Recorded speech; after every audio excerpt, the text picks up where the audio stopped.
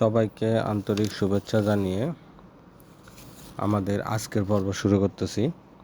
আজকের আমাদের সাবজেক্ট হলো সোলার প্রজেক্ট ইনস্টলেশনে সেফটি ইস্যুগুলো কী এবং হোম ওয়ারিংয়ে সেফটি ইস্যু, এই দুইটা সাবজেক্ট নিয়ে আমরা আলোচনা করব। তো প্রথমে হইল সোলার প্রজেক্ট ক্যাটাগরি। যদি আমরা বলি, 3 ধরনের ক্যাটাগরি হতে পারে। Small of grid DC two DC 12 volt, এটা হলো ফার্স্ট ক্যাটাগরি। এই ক্যাটাগরি সাধারণত ওই ছোটো সোলার প্যানেল, ছোটো একটা ব্যাটারি, অল্প কিছু ডিসি লাইট এবং অল্প কিছু হয়তো ডিসি ফ্যান একটা দুইটা ইউজ করা হয়। এটাই সবচেয়ে বেশি ইউজ করা হয় বাংলাদেশের গ্রামে। ধরে নিলাম 70% লোক এই সিস্টেমটা ইউজ করে স্মল। এটা সাধারণত বিদ্যুতের চলে গেলে বা তার বিকল্প হিসেবে অথবা মানে প্রত্যন্ত অঞ্চলে যেখানে কারেন্ট সবসময় থাকে না, সেসব জায়গায় ইউজ করে মানুষ কম খরচে। দ্বিতীয়টা হইল মিডিয়াম অফ গ্রিড। এটাতে সাধারণত 12 বা 24 ভোল্টেজের মাধ্যমে একটা আইপিএস অথবা ছোটোখাটো ইনভার্টার দিয়া 220 বিদ্যুৎ ব্যবহার করা হয় বা উৎপাদন করা হয়। তৃতীয়টা ধরে আপনার যদি লার্জ সিস্টেম বলি, লার্জ প্রজেক্ট, এখানে হতে পারে অন গ্রিড অথবা অফ গ্রিড। মূলত এটা হাইব্রিড হয়। এখানে আপনার সেম 24 ভোল্ট বা 48 ভোল্ট এরকম প্যানেল লাগাইয়া 220 উৎপন্ন করা হয়।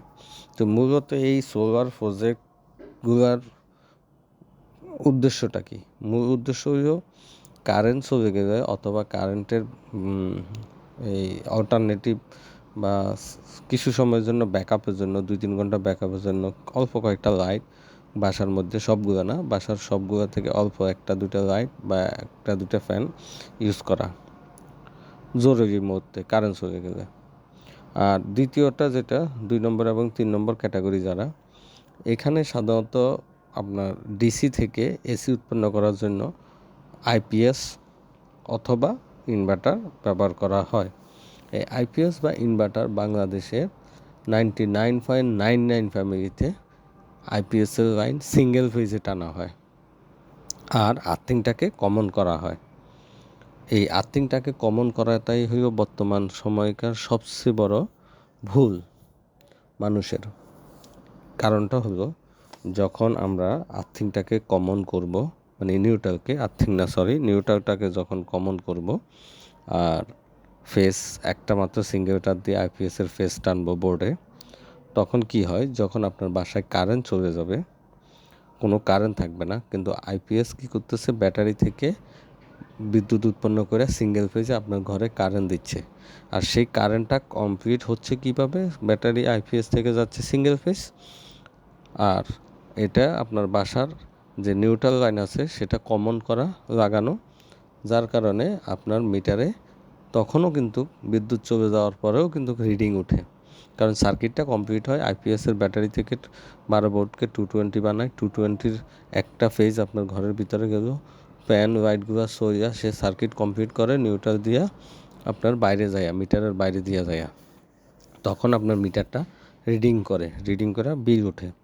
এছাড়াও বাংলাদেশের যেসব বাসায়, যেটা বললাম 99.99-এর বেশি পার্সেন্ট লোক সিঙ্গেল লাইনে, তাদের বাসায় সবগুলো লাইট ফ্যানের কানেকশন না নিয়ে মাত্র অল্প কয়েকটা ফ্যানে সিলেক্টেড 2-1টা ফ্যান বা 2-1টা লাইট মধ্যে আইপিএস কানেকশন দেয় সিঙ্গেল ফেজ দিয়া। এতে কি হয়, আপনার বাসায় যে সেফটি ডিভাইস আরসিসিবি অথবা আরসিসিবিও, এই ডিভাইসটা কাজ করবে না। যখনই আপনার নিউট্রাল কমন থাকবে, এই ডিভাইস কখনো কাজ করবে না। তবে এসপিডি বা সার্জ প্রোটেক্টর ডিভাইস যেটা বলে, এবং ভোল্টেজ এবং অ্যাম্পিয়ার কন্ট্রোলার, ওগুলো কাজ করবে। তাহলে আমরা আমাদের এই আলোচনা থেকে বুঝলাম কি, যে যদি আপনার আইপিএসের মাধ্যমে নিউট্রাল লাইন কমন থাকে, আইপিএস যদি সিঙ্গেল ফেজে টানেন, তাহলে কারেন্ট চলে গেলেও আপনার অতিরিক্ত বিল উঠে মিটারে। তাহলে আপনার কী লাভ হইল?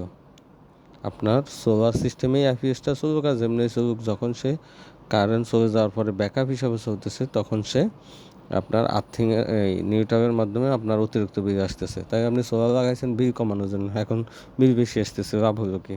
দ্বিতীয়ত হলো আপনার সেফটি ইস্যু নষ্ট হচ্ছে, আপনার বাসায় আপনি কোনো প্রকার আরসিসিবি অথবা আরসিসিবিও কাজ করবে না। এখান থেকে আমরা বুঝতেছি আরসিসিবি বা আরসিসিবি হলো অ্যান্টি, মানে বিপরীত। আপনার বাসায় যদি কোনো ওয়ারিং বা কোনো কিছু যদি ভুল থাকে বা নিউট্রাল যদি আপনার জানা নাই, তারপরেও যদি ভিতরে কোনোখান থেকে কমন থাকে, তাহলে আরসিসিবিও কোনোভাবেই উঠাইতে পারবেন না, মানে কোনোভাবেই সেটা কাজ করবে না। এখান থেকে আমরা বুঝতেছি যে আমার বাসায় যদি কোনো কারেন্টের সেফটি ইস্যু যদি আমি সঠিক করতে চাই, তাই একটা আরসিসিবিও লাগাই দিলে আমার এই দুইটা সমস্যার সমাধান হয়ে যাচ্ছে, মানে আমার নিউট্রাল কমন থাকলে এই আরসিসিবিও কাজ করবে না। দ্বিতীয়ত হলো আমার অতিরিক্ত বিল আসা থেকে আরসিসিবিও রক্ষা করতেছে, কারণ রিভার্স প্রোটেকশনে সে উঠবে না আরসিসিবিটা। তৃতীয়ত হলো আমার বাসার যাবতীয় সেফটি রক্ষা পাইতেছে, বাচ্চা মুরব্বী বা কেউ যদি কোনোভাবে কারেন্ট ধরে ফেলে, তাইলে আমার আরসিসিবিও পড়ে যায় মৃত্যুর হাত থেকে বা ডেঞ্জারাস কোনো ক্ষতি থেকে রক্ষা করতেছে। প্লাস হইল আমার বাসায় হোম সেফটির ডিভাইসগুলোর সেফটি, মানুষের সেফটি অতিরিক্ত বিল আসা থেকে রক্ষা করতেছে। এটা গেল আমাদের হোম সেফটির আলোচনা। দ্বিতীয়ত আছে ইনভার্টার সেফটি। আপনি যে ইনভার্টারটা ইনস্টল করতেছেন, এখানেও কিছু ইনভার্টারগুলোর সেফটি ইস্যু আছে। এই সেফটি ইস্যু দেখাতে যাইয়া আমি বলবো ইনভার্টার এই কীভাবে সেফটি ইস্যুটা আমরা নিশ্চিত করতে পারি। ইনভার্টারের অবস্থান কোন জায়গায় লাগাইছি, সেফটি ডিভাইস লাগাইতে হবে কী এসিএসপিডি, আরসিসিবি অথবা আরসিসিবিও, ডিসিএসপিডি, ভোল্টেজ অবলিক অ্যাম্পিয়ার কন্ট্রোলার, তারপরে এমসিবি, পিউস, এগুলো আমরা সেফটি ডিভাইস হিসাবে লাগাইতে পারি। এছাড়াও ওই ডিভাইসটার বা ইনভার্টারের আর্থিং কানেকশন সঠিক করতে হবে। আর্থিং কিন্তু 3 জায়গায়, ইনভার্টারের বডিতে যেন কারেন্ট না আসে, এটার জন্য একটা আর্থিং, বজ্রপাতে যেন আমার সোলার প্যানেল নষ্ট না হয়, সেখানে সোলার প্যানেলগুলো আর্থিং করতে হবে সঠিকভাবে, এবং সোলার প্যানেলের পাশে উপরে এক জায়গায় বজ্রপাত নিরোধক কেবল মানে রড লাগাইতে হবে। এছাড়াও আমার এই সংযোগের জন্য সঠিক কেবল নির্বাচন করতে হবে। প্লাস হয়েও কোনোভাবেই কোনো জায়গায় কোনো প্রকার লুজ কানেকশন থাকতে পারবে না। এখন আসেন আমি একটা ইনভার্টারের বর্তমানে বাংলাদেশের সবাই যেভাবে ইনভার্টার ইনস্টল করে সেটার কিছু ছবি দেখাচ্ছি আপনাদের। দেখেন এখানে কিছু ছবি দেখাবো আপনাদেরকে। এই যে দেখেন,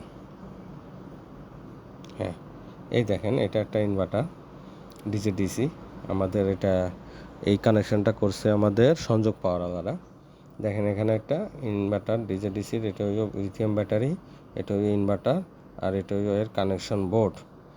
এই বোর্ডের মধ্যে কিন্তু ভুল আছে, এখানে দেখেন সেফটি ডিভাইস সবই ইউজ করছে, কিন্তু এটাকে অবস্থান ঠিক নাই, মানে ইনভার্টারের যে সঠিক জায়গায় বসানো সঠিক অবস্থানে ইনভার্টারটা নেই।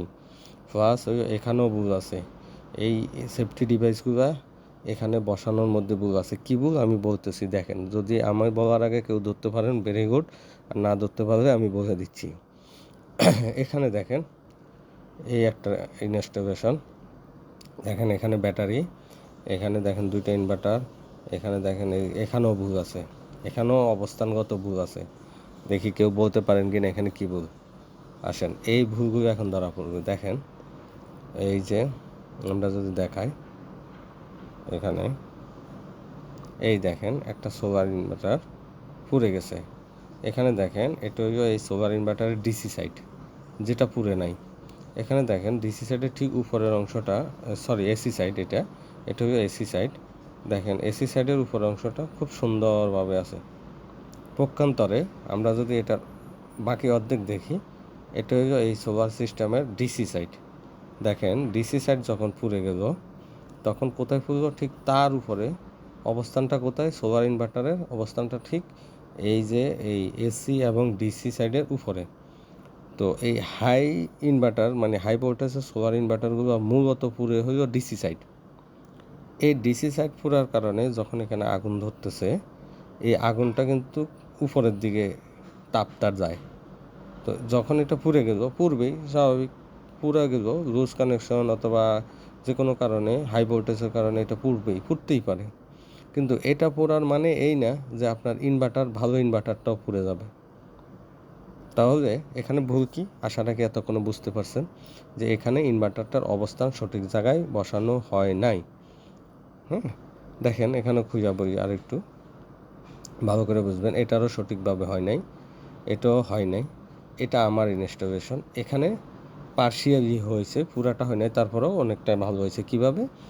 দেখেন এখানে ডিসি সাইডটা সম্পূর্ণ আলাদা, এবং ডিসি সাইডটা রাখতে হবে কোথায়? ইনভার্টার থেকে যতটুকু সম্ভব দূরে, ইনভার্টার থেকে দূরে রাখতে হবে। আগুন যদি ধরে উপরে দেখেন ফাঁকা, তাই এদিকে পুরুক, আমার ইনভার্টারে কিছু হবে না। ইনভার্টারটাকে রাখতে হবে আমার সেফটি ডিস্টেন্সে, অবস্থানগতভাবে তাকে আলাদা জায়গায় রাখতে হবে, এই ব্রেকার থেকে সম্পূর্ণ দূরে। হয়তো এগুলোর নিচে রাখবেন, না অন্য সাইডে রাখবেন, কিন্তু উপরে রাখবেন না। সেম এটা এসি সাইড। সাধারণত এসি সাইডে হিট জেনারেট হয় না বা আগুন ধরে না, সম্ভাবনা খুবই কম এসি ব্রেকারগুলোতে ধরার জন্য। ধরবে আপনার ডিসি ব্রেকারে, তাই ডিসিগুলো দূরে রাখুন। সম্ভাব্য যদি আপনার ঘরে জায়গা হয়, তাই যে এসির উপরেও দিবেন না, এই এসির বক্সের উপরেও আপনি আপনার ইনভার্টারকে দিবেন না। আপনি আপনার ইনভার্টারকে দিবেন সম্পূর্ণ আলাদা একটা সাইডে। আমি এখানে দিতে পারি কারণ আমার যে বক্স, আমার বক্সের মধ্যে ফ্যান অনুসারে এখানে আজ জায়গা নেই, যার কারণে আমি যতটুকু সম্ভব চেষ্টা করছি ডিসি ব্রেকারটাকে অনেক দূরে রাখতে, তারপরে আমি এসি ব্রেকার পাশে দিছি। যদি আমার এখানে জায়গা থাকতো, সম্ভবত আমি ইনভার্টারটাকে সম্পূর্ণ এই দুইটা ব্রেকারের বক্স থেকে, সেফটি বক্স থেকে দূরে রাখতাম। একটু গেল আমাদের এখানের কথা। এছাড়াও বাংলাদেশে এই যে দেখেন, তাই সংযোগ পাওয়ারওয়ালারা কী ভুল করলো? সংযোগ পাওয়ারওয়ালারা কী করলো? এসি, ডিসি, এসপিডি সব এক বক্সে দিয়ে দিয়েছে। এখানে ডিসিটা যখন ফুরবে, হিট উৎপন্ন করবে, তখন কিন্তু এসিগুলো নষ্ট হবে, আর এখানকার আগুনে উপরে ইনভার্টারটাও জ্বলে যাবে। মানে একটা হইলো আপনার একটা ডিসি এসপিডি বা ডিসি ব্রেকার জ্বলে গেল, এটাতে কিছুই যায় আসে না, হয়তো 1000 টাকায় আপনার হয়ে গেল। কিন্তু যেভাবে বসাইছে, এখানে যদি আপনার ডিসি পুরলে সে এসিগুলোরও পুরবে, ইনভার্টারটারও পুরাবে, সবগুলো ধ্বংস করবে। তাহলে দেখেন, শুধুমাত্র একটা ইনভার্টারের অবস্থানগত দিক নির্বাচন করতে না পারার কারণে আপনার সবটাই পুড়ে গেল। এছাড়াও সেফটি ডিভাইসগুলো, এই যে সেফটি ডিভাইস এখানে ইউজ করছে, এখানেও অনেক কিছু ভুল আছে, এখানে অনেক কিছু করার আছে। ডিসি ব্রেকার, ডিসি স্পিডে আলাদা করতে হবে, এসিগুলো আলাদা করতে হবে, এবং এই দুইটা জাংশন বক্স, এই যে ইনভার্টার থেকে যতটুকু সম্ভব আলাদা দূরে রাখতে হবে, উপরে না। এই যে জাস্ট বক্সের উপরে রাখছেন, আগুন ধরলে এই ডিসি স্পিডটা ফুললো, ধরেন বজ্রপাতেও কোনোভাবেও এটা বাস্ট হইল বা আগুন ধরলো, এটা পুরার কারণে এসি সাইডও পুড়বে, এসি সাইড পুড়ে এখানে আগুন ধরে আপনার এই ইনভার্টারটাও পুড়বে। তাই এবার যদি কেউ স্বীকার করবেন কিনা জানি না, বাংলাদেশের যত ইনভার্টার ইনস্টলেশন আছে সবাই এভাবে করে, সবাই একেবারে বলবো কি 99, কেউ জানেই না যে এই আপনার বক্স থেকে আপনার ইনভার্টারটাকে সেফটি অবস্থানে রাখতে হবে, প্লাস হয়ে বক্সগুলো আলাদাভাবে রাখতে হবে, ডিসি ইনভার্টার আলাদা করতে হবে, মানে ডিসি বক্সটা আলাদাভাবে লাগাইতে হবে দূরে, এবং এই বক্সগুলোর উপরে ইনভার্টার লাগানো যাবে না, লুজ কানেকশন লাগানো যাবে না। এছাড়াও এই যে এখানে লাগানোর ভিতরে অনেক সিস্টেম আছে, অনেকেই 99.9% লোক জানে না এটা কিভাবে সংযোগ করতে হয়। তো আশা রাখি আমার এই আজকের ভিডিও দেখে আপনারা উপকৃত হবে। আর দ্বিতীয় কথা হলো, যারা বাংলাদেশের 99 বা 100% লোক আইপিএস সিঙ্গেল লাইনে লাগায়, নিউট্রাল কমন করে, এতে করে আপনি জীবনেও আপনার বাড়িতে আরসিসিবি অথবা আরসিসিবিও অপারেট করতে পারবেন না, যতক্ষণ পর্যন্ত না আপনার নিউট্রাল কমন বাদ দিবেন। হয় আপনাকে তখন এই নিউট্রাল কমন বাদ দিয়া এই সেফটি ডিভাইস লাগাইতে হবে, অথবা সেফটি ডিভাইস আইপিএস যদি সিঙ্গেল লাইনে লাগান, বিদ্যুৎ বিলও উঠবে, আপনার সেফটি ইস্যুও নষ্ট হবে, আপনার জীবনও আরসিসিবিও কাজ করবে না। ধন্যবাদ সবাইকে আজকের ভিডিওটা দেখার জন্য। আসসালামু আলাইকুম।